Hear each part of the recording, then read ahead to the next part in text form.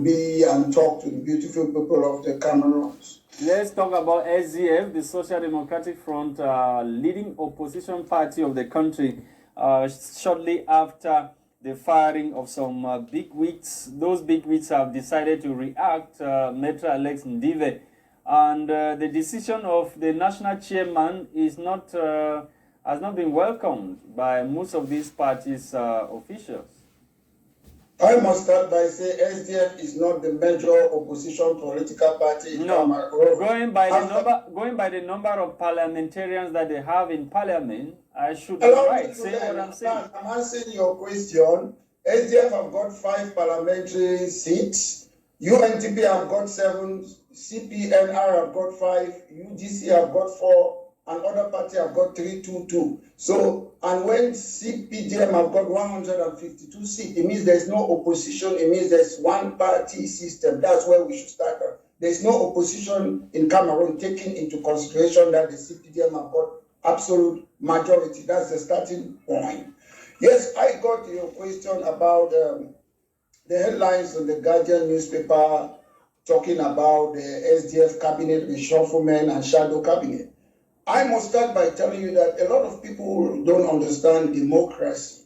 In Cameroon, there's nothing like shadow cabinet, because in the UK where I am, there's a shadow cabinet that is in the constitution, and these people are paid.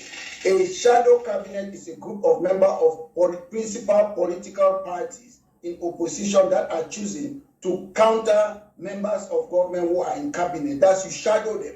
And I don't see any shadow cabinet in SDF. We should stop fooling the people, because sometimes people don't read, they don't understand how politics work. There's nothing like shadow cabinet. But before, they used to do that. If you are saying that SDF, from what you are saying, means that SDF is dead now, but before, are you saying that what they were doing before, they are wrong? You understand, in our party, we have something we call shadow cabinet. The reason we call it is that we want to shadow people. Shadow people means you scrutinize the government policies and you hold them into account. We have seen that SDF have not been shadowing the government. When Mr. Biya did not keep to his promise about deep sea port, ring road, SDF have never talked about. But the national chairman has always spoken. He has been talking. So we are talking about shadow. There should be somebody who should shadow. I'm not talking about national chairman. I'm talking what is shadow. Okay, now that we have Agbo Bala, don't you think he's an outspoken civil society actor getting into SDF? Don't you think that he might be up to the task to do the job now? My problem is, it's not about being outspoken. It's about doing the right thing. Anybody who joins SDF is a disgrace, because I'll tell you this. That's an overstatement. I will support what I'm saying.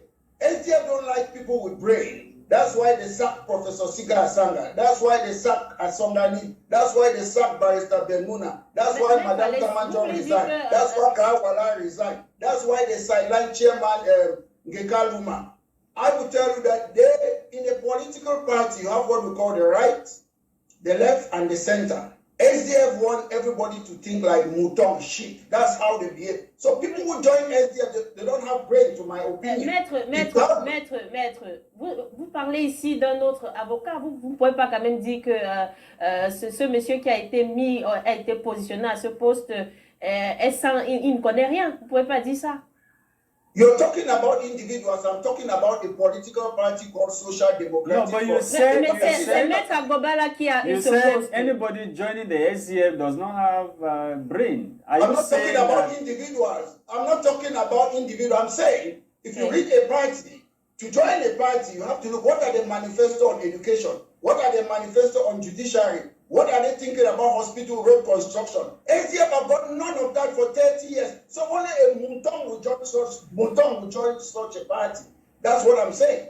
And look, I'll tell you clearly, Professor Ndivakale is my uncle. I was surprised when he was in SDF. I was surprised when Gekaluma was there. And at the end of the day, Professor Ndivakale said they need to give fresh blood. To me, I don't believe in fresh blood. What's fresh blood?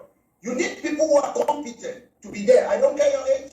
I don't care whether you're old or young. We need competent people, not fresh blood. So if you're good, remain there. I've watched Mr. Fru Ndi for a long time. I think Pamuna and Pafoncha, they were better off than Fru Ndi. Because when you see somebody like Fru Ndi, who goes and says, if I was under 50, I'll be in the bush, he's aiding and abetting terrorism. When you see Fru Ndi, who use Section 8 to sack everybody who have brains in the party, he's telling you that our party is only for people who think alike. So at the end of the day, the party is not an inclusive party. The party, there are things that they do on the ground. They keep on calling themselves opposition. Let me tell you something. Opposition party don't join the government. But SGF has not joined the government. SGF has not joined the government. Mr. Lasha, if you let me down, you know what is a government. You have the executive, legislative, and the judiciary. The vice president of the National Assembly have been banned for a long time. That's joining the government. No. But the parliament is not the government. The parliament, you have three arms of the government: the executive, the legislature, and the judiciary. Yes, the parliament is part of the government. How come that? Listen, if you have absolute majority, you don't need to put opposition in power. You only put opposition when there is a hung parliament. So once as the Belobuba, Chiruma, Daikole Gaisala, and Jean Didier Momo, once you are there, you're no longer opposition again. You are in a coalition government. But so are you saying that SGF are accepting to take up those positions? They are going against the standing order of the National Assembly or the rules that is obtained at the level of the National Assembly and the Senate? Is that what you are saying? How does it work in the UK? How does it work in the UK? You know the laws in Cameroon are one rule for another person. When it comes to, like, example I'll give you, Dedi Eyango is a foreigner. Eto is not a foreigner. So I don't really believe in laws in Cameroon. That's why I'm doing politics, so we should change the law and make sure nobody is above the laws. That's why I'm doing politics. That's why I know that the law it goes as you fit. If somebody is your friend, the law doesn't apply. So I make it clear. We keep on fooling people. That's why I'm doing politics. Most of the people who stand and say political party, they call themselves opposition. They only appear when there's election. And at the end of the day, people like, I will say something to you. In Buea, they call it Lord Mayor of Buea. Lord Mayor is an unelected post in the United Kingdom in London. So you see, people just use name, they don't know what it means. Either you're a mayor, not a Lord Mayor. We just use things. They are talking about shadow cabinet. There's no shadow cabinet in Cameroon. They can campaign that we should change our constitution, bring in shadow cabinet so that they can scrutinize and hold the government into account. In Cameroon, to my knowledge, people create political party to join the government. That's what is happening, to the best of my knowledge. Sometimes you said on this very platform that the SGF is dead and is about to be buried. And now this national chairman apparently has resurrected the party by bringing in those that he's bringing in. Why don't you share in his idea? Why do you still have a problem with what Fru Ndi has done in revamping the party? I don't have a problem with that. I say if you are there for 30 years, you have 5 seats in parliament. That's not a progress. As a politician, you judge. No, but the in the past, they had so many parliamentary seats, so you cannot be talking about just 5 this time around. What you say in the past, we talk about the present. Our life is not in the past, it's for the present. I'm just telling you that. Let me learn. I'm just telling you. You 30 years time, you have 5 seats. That's failure. If you used to be number 1 in your class, then after 30 years, you're number 50. You cannot say that success. So at the end of the day, SGF is a failure. SGF is worse than CPDM. SGF is absolute. SGF should be dissolved. And SGF, the members of SGF, like John Fru Ndi, you claim you're a national chairman. You cannot go and walk the street of Bamenda. That's a disgrace. That's a shame. You cannot live in your home in Tarikun. So you cannot call yourself a member, a king without what is happening. Ok, Maître Alex, on fait un tour à Etoudi. Désormais, les recrutements seront validés par la présidence de la République. C'est du moins ce qu'a annoncé un communiqué publié par le secrétaire d'État Ferdinand Ngongo sous haute instruction du chef de l'État. The point is, since I was born, I know recruitment were always done by Mr. Biya. If I could analyze that statement, this is why that statement was made. People believe it's Mr. Ngongo who is responsible to appoint people. So that's just a window dressing exercise. Mr. Biya have always been responsible to appoint and recruit people in the Cameroons. ever since he was president. So suddenly, we see such a communique or headline. It's because everybody is saying in the corridors in Cameroon, in Mimbo House, in chicken parlors, they are saying that it's Ngoh Ngoh who is appointing people. So he's just putting that thing. He's guilty of something. That is what is happening. Maître Alex, est-ce que ce communiqué au jour d'aujourd'hui, c'est une couverture? Est-ce que ce communiqué au jour d'aujourd'hui doit être pris en considération par les Camerounais? Say it again, please. Some people are distracting me. That communique she's talking about, should it be taken seriously by Cameroonians? Is that that's what she's asking? The point is, taking into consideration Mr. Biya's age, we all know that they are using Mr. Biya as a trademark to run Cameroon. Take an example. Any person in Cameroon, whether your granddad or your grandma at the age of 90, they are not fit to do a lot of things. It is common sense, and common sense is not common. Let common sense deal. Mr. Biya is an old age is not an illness. If I could reach Mr. Biya one day, I would be very happy. But let me tell you something. They are using Mr. Biya as a trademark. They know the day Mr. Biya is not there, there's going to be earthquake. You have seen for the last maybe 10 years, there are more people embezzling money in Cameroon. Convigate, Gate. It's because Mr. Biya, I'm not saying Mr. Biya was perfect, but at the moment, the people who are running the country behind Mr. Biya's back are more dangerous. They are taking as much money as they are because they know the time is near. Mais Maître Alex, on a déjà plusieurs nominations, bien plusieurs décrets signés par le secrétaire d'État sur très haute instruction du chef de l'État. Est-ce que ça ne doit pas susciter de l'inquiétude chez les Camerounais? My point is, I don't believe in paperwork. I want to see Mr. Biya. Mr. Biya can speak. He should come on television. That I've given instruction to Ngoh Ngoh and God bless this. But Maitre, he delegated his signature to Ngoh Ngoh long ago now. You cannot delegate it permanently. That's why I said, okay, let's make sure that, okay, at the end of the day, Mr. Biya is in the presidency. We don't see Mr. Biya. He doesn't come out. What's the function and duty of the president? To sit and let's see him on television? Before 1982, there was no television. So if there was no television, like Aito used to go to places and see people. So how would Mr. Biya be doing his window dressing exercise or playing to the galleries? Okay, Maitre, let me take you now to Oku. Let's talk agriculture. And this time around, after honey, now it's Oku wheat, and a group of farmers are saying that they can produce 10 tons of wheat in just 120 days. Is that good news? And can these farmers not be supported? Is it not good news for Cameroon? Since we are talking about shortage of wheat coming from Russia. If those farmers, they can hear me, I want to ask them, what were they waiting? What were they waiting for? Nobody stopped them from it. Why were they not competitive? I understand. I don't understand how the government. No, they say they need an enabling environment to be able to produce the 10 tons they are talking about to solve the local solution. I mean, a problem, solve the local problem. They say they need 10. I don't know how things. Yeah, they need an enabling environment. I don't know how things work in that part of Cameroon, but I don't think they will refuse somebody. If you've got a business plan, whether you ask government subsidies or you submit your business plan to a bank and they give you a loan. So I don't really know how it works, but there are so many means. At the end of the day, the government cannot, if I'm in government, if you cannot prove that, you can do that. No, from what we are seeing, take a look at the newspaper on our screen. You see very well that they are already doing something, and that's even a local administrative authority on the field. If the producer can zoom, so we can all see.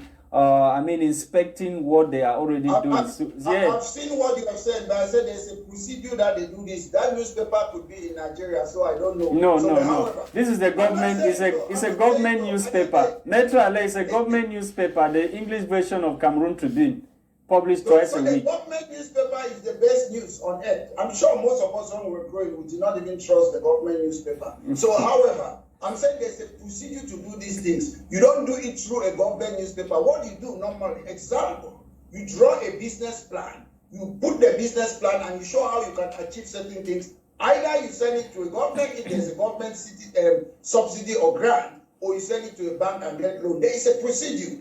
So it's not about just coming and say it on social media, because anybody can do those things. There should be a procedure. If you want taxpayers' money, they have to scrutinize your plan. They have to see it's viable. If it's workable, that's how they do it. And you send it there. I'm supporting them. If at the end of the day, they go and find out that their plan is visible and possible and workable, I'm behind them. But however, we should learn to do things in a proper way. But Maitre, we equally have an issue, a problem of palm oil shortage in Cameroon. With all the virgin lands that we have, we are importing palm oil into the country, and now somebody is coming up with an initiative saying that he can produce 10 tons of wheat a year to solve the local problem. And apparently, from the way you are speaking, it shows that you don't even have a support. You don't even want to support people like that. My problem is not support. I will tell you about my background. My uncle, Dr. Guanula, who had a hospital and a clinic in Victoria at the time, he was a farmer. He used to produce oil in Buea. He was not going around asking the government for subsidies or whatever. Those things are normal things. So my background, I know those things have been happening. He always produced a lot of oil, come to Buea, give us palm oil. So I don't know why people, it seems as if people have looked at the government or taxpayers' money. This is time to scam people. I'm not saying the government should subsidize people. Everybody will come up with something, government. If you want to do business, start by doing that business and show how your business is working and how things are going. Then they can support you. Don't just come and say, we can do this illusion. I'm not saying they are illusion. I'm just saying there's a lot of scammers there, so we have to know what is good, what is not good. Are you saying that the pictures we have is they were taken elsewhere? And I do not say so. I say we don't know. You cannot stand and judge things on picture. What you do a business plan. Say, I cannot sit there and I see somebody there, I say it's Mr. Lasha because he's got the same face. You have a right to doubt it. So there's a procedure, that's what I'm saying. Anybody can come up with a plan. We should be cautious, and it's taxpayers' money, it's not government money. Okay, Maitre, let us talk about this, volcano or this eruption that is about to happen at the level of Fecafoot. We are talking about a list of at least 44 players that have been published by the Ethics Committee of Cameroon's Football Federation, Fecafoot, for each cheating and a double identity. Why is it coming only now? It's strange to me to say that people are using double identity. But however, this is not strange in our country, you know, about ghost workers and everything. It is a way of life that people have developed it, and we should get to the bottom of it. So sometimes I'm not in favor for Fecafoot or people to investigate themselves. Usually when things like that happen, the police should be called in. There should be an independent investigation. The ethics committee of Fecafoot that is waging war against each cheating players. So why should we be involving the police? A crime has been committed. If you start using double identity, it means that a crime has been committed. That's what I'm saying now. It's a criminal offense. We should forget about internal rules. When you go around making double identity to defraud an organization, that's a criminal offense, and it falls within the remit of the police, not that ethics committee. It's not about ethics. That's no ethics. A crime has been committed. Maybe after a thorough investigation, the 44 players will be handed over to the police or dismissed. You don't need to. When something like that happens, the police have to come and seal the place in order to protect evidence. When ethics goes there, they will mess. The first port of call should be the police. Ethics can come later on to discipline them after the police have finished their investigation. Police first. But you politicians are the very ones saying that the police is not credible enough in Cameroon. You complain about Cameroonian police of bribe and whatever. I am not. One of my mentors, Mr. Denis Ekane, was Secretary of State for Internal Security in Cameroon. And he was one of the best of best. I used to have all this discussion about things with him. He came there after Anje Chungi created something, the police, which never worked.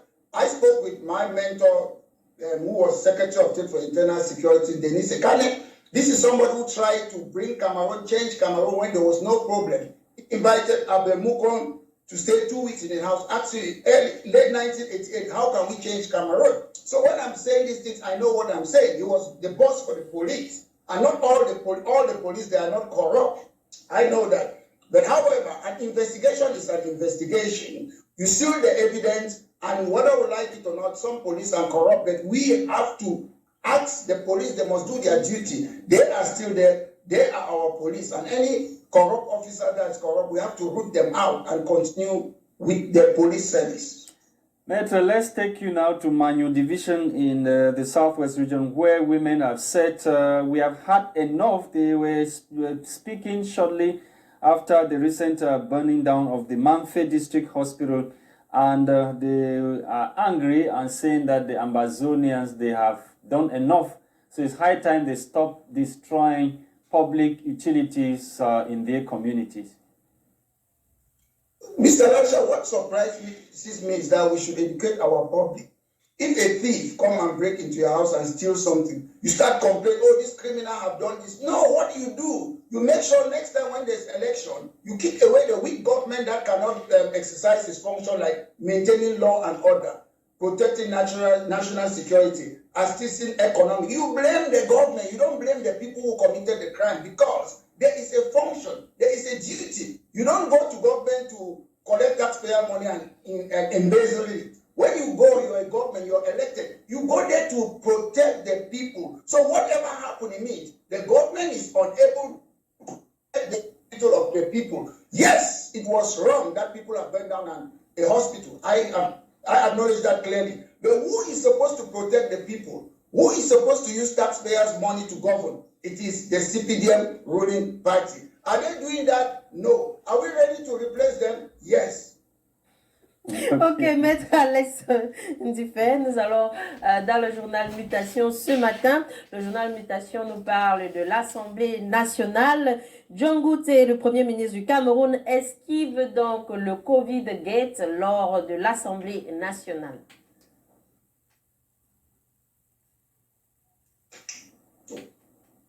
Hello? Yes, can you hear us, Maitre?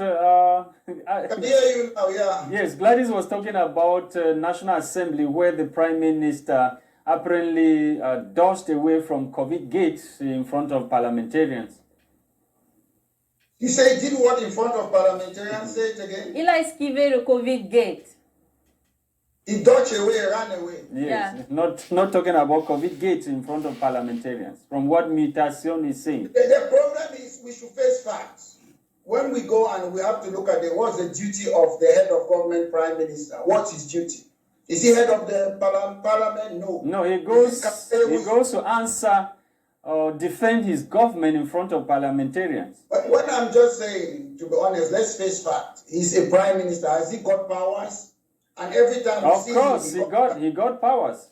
Let me learn. He comes and testify that I've received instructions from the head of state. He has not received instruction from Mr. Biya to talk about COVID. That's why he escaped. So we know that the prime minister is just another minister. He's not head of government. He doesn't appoint the ministers. He was appointed by Mr. Biya. Some ministers are more powerful than him. He hasn't got a budget. The president of National Assembly have got a budget. We just know that's a window dressing exercise to please some Anglophones. He's there for himself. He's not working for us. He cannot go to Nguti and walk the street of where he come from. He cannot go to Bamenda and walk without military. These are people who are refugees, who have run away from where they come from. They are living in the capital. And Mr. Biya said, once Yaoundé is breathing, Cameroon is okay. So they are there where they can breathe and let the other country, the part of the country, let them suffocate. That's what's going on. Yes, Maitre Alex, your peers or your colleagues yesterday voted a new Bar General Assembly president. That was in Yaoundé, and he was elected. He's a francophone who is leading the Bar General Assembly now. For some times, the lawyers have been crying that they needed somebody at the helm of the bar shortly after the passing away of the former bar president. What was your reaction with the new person as a lawyer? My reaction is I always go back to what are the duties? Why do we have the Bar Association? The general view in the Western world or in the United Kingdom is that lawyers should speak under one voice. Are lawyers in Cameroon not speaking under one voice? Let me learn. I say I always go, what is the function or the duty of the bar? That's why I go. I don't look at because somebody has just been elected, it's not important. Okay, what are their plans? I will start assessing them by looking at, are they ready to challenge the government that the head of state should not be a guarantor of the judiciary?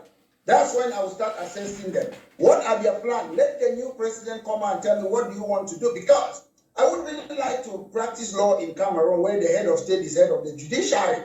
I don't understand how you can practice law under that situation. When I was growing up, I used to see great Anglophone lawyers, justice, justice, English justice. Now, if you ask me one Cameroonian outstanding lawyer who is an Anglophone, I don't know. No, we have Barrister Ntumfo Nikohale. We have so many of them.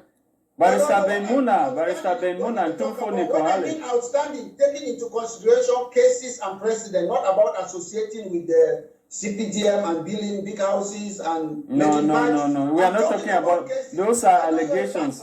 Those are allegations. We are talking about prominent lawyers. No, I'm quite prominent. You don't become prominent to me because either they know you or you're popular. I look at you, the cases that you have done. I study law in Guaquele. We used to do justice English, all those things. I want to know precedents, things that Nico Hadem or other top lawyers have done to change the legal system in Cameroon. That's how we know that you're a great judge. That's how we judge you. Judge is based on tough cases that you have gone to court, you have won them. That's it. That's how we judge you. It's not about how popular you are. So when I talk about great judges, yes, he's popular in another thing I don't understand. So how do you want the new team to be able to influence what you are saying, so that the president will no longer be the head of the judiciary in the country? It is enshrined in our constitution. It means that you want the lawyers to go against the constitution. Is that what you are saying? The people of the law. Constitution is not for dead people, it's for people who are living. That's the point that I will make for you. A constitution, you can change it, you can reform it anytime. But not by lawyers, by parliamentarians, not lawyers. No, not by parliamentarians. Listen, you have what? Activism. Activists don't want political and social change, but you don't want to stand for office. The difference between activists and a politician is that politicians, they want to put themselves as candidates to stand for public office. Why activists, they don't, they just want social and political. That's the question I ask you. How do you want the Bar Council, the new team, to change that? It's simple. That's why I said they are there to speak under one voice. They can write a letter to the head of state that we want an independent magistracy. They can team together, send a letter to the head of state of the country, and the head of state must reply to them. He cannot stay the way the trade union, he cannot stay quiet as he did with the case of the trade union, and we know where we are today. But I'm asking you that as a lawyer, you want your peers to go against the constitution because it is a constitution that says. You're not getting my point. When you're proposing something, it doesn't mean you want to go against the change. I'm here now, right now.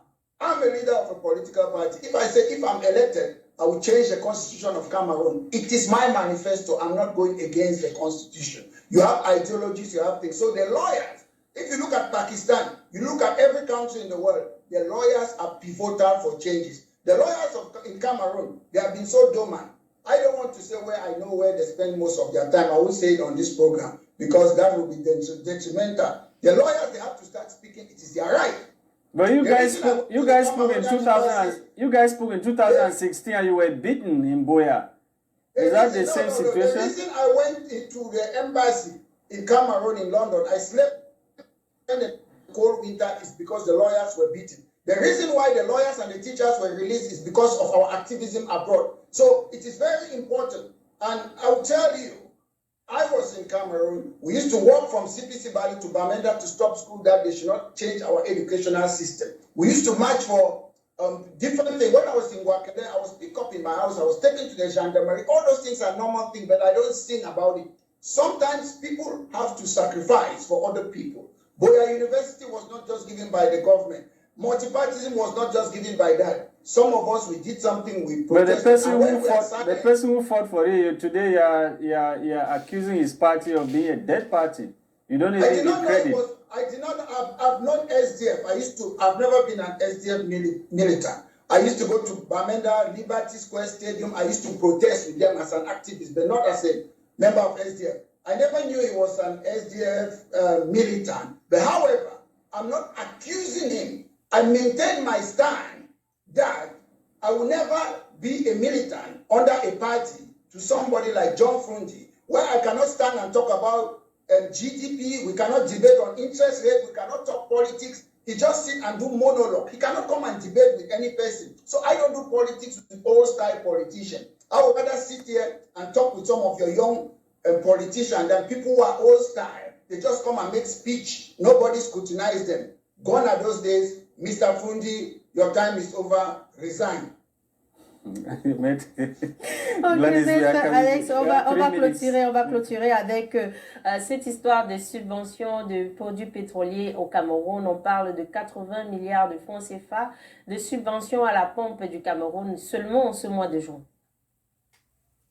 Yeah, so it's normal for government to give subsidies for petroleum so that prices should go down in order, because we know in our country or all countries, people use petrol. It's very vital. I don't know the depth of it, but however, it's a good move, and I hope that money should not enter people's pocket. It should go to where it is needed most.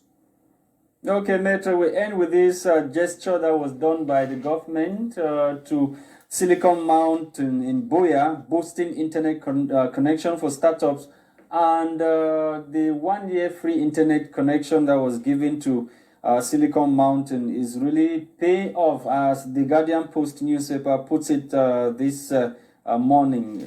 Do we need such for other areas in the country, as we know that the world is becoming more and more digitalized? It is a good move, but however, in Cameroon, we should be looking forward at the time that internet should be free for everyone.